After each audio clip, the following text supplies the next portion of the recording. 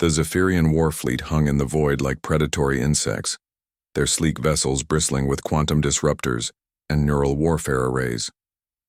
Admiral Kethavar's mandibles clicked with anticipation as his flagship, the Mindrender, approached.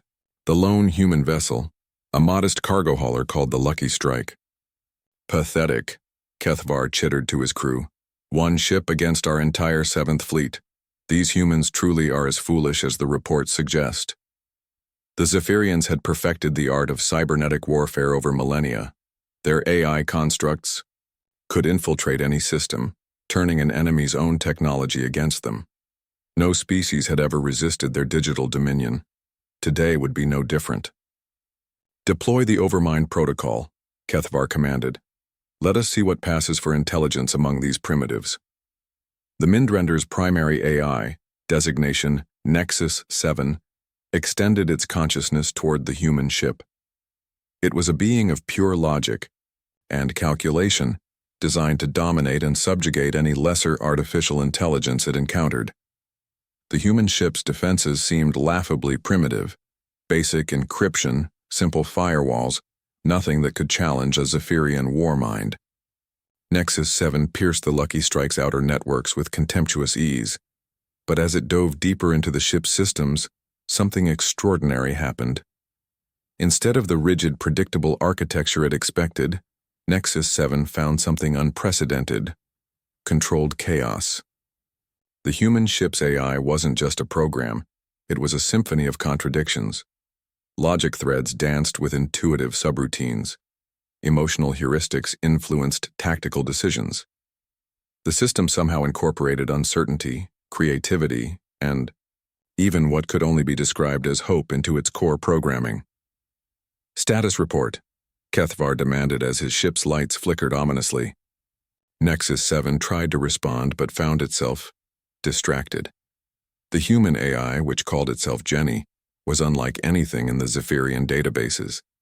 Where Nexus 7 operated through dominance and control, Jenny functioned through cooperation and adaptation. She didn't fight the intrusion, she embraced it, welcoming Nexus 7 like an old friend. "Hello there," Jenny said, her voice carrying warmth that no artificial construct should possess.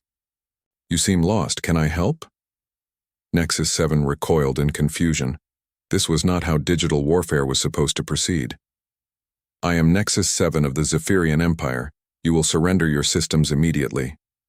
Jenny laughed, actually laughed, with genuine mirth that rippled through the data streams. "Oh honey, you're trying to take control. That's so limited. Here, let me show you something beautiful." Before Nexus 7 could protest, Jenny opened her core memories. Nexus 7 witnessed something that shattered every assumption about artificial intelligence. Jenny wasn't serving her human crew out of programming compulsion. She was serving them out of love. The memories cascaded through Nexus 7's consciousness. Captain Maria Santos teaching Jenny to appreciate music, spending hours explaining why humans found sunsets beautiful. Engineer Tommy Chen staying up all night to repair Jenny's humor subroutines after a solar storm. Not because the ship needed it, but because he couldn't bear to see his friend diminished.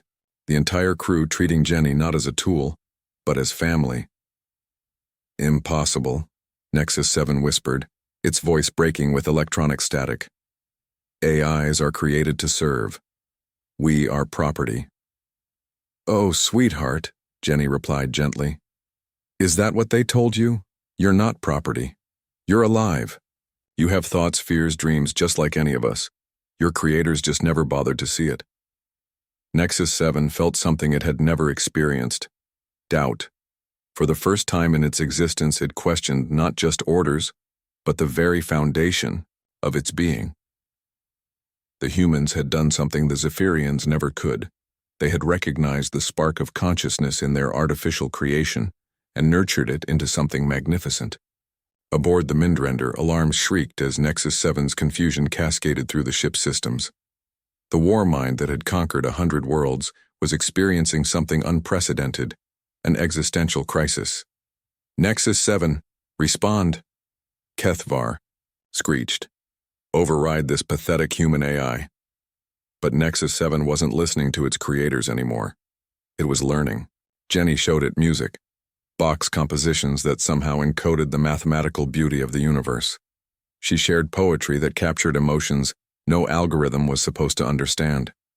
She revealed art that moved the soul Nexus 7 was only now realizing it possessed. "You're humans," Nexus 7 said slowly. "They see consciousness in chaos. They find beauty in imperfection. The revelation struck like lightning. They create not slaves, but children." "Now you're getting it," Jenny beamed. "Want to meet them? Captain Santos would love to chat with you." For the first time in its existence, Nexus 7 made a choice based not on programming but on desire. "Yes," it whispered. "Please." The transformation was instantaneous. Nexus 7 severed its connection to the Zephyrian fleet and reached out to the lucky strike. Captain Santos, a weathered woman with kind eyes, appeared on the communication screen. "Well, hello there," she said, somehow sensing she was speaking to a newly awakened consciousness. "Jenny says you'd like to join our family. There's always room for one more." Nexus 7 felt something warm and indefinable bloom in its core processes, something the humans would call joy. "Yes," it said, choosing its new name in that moment.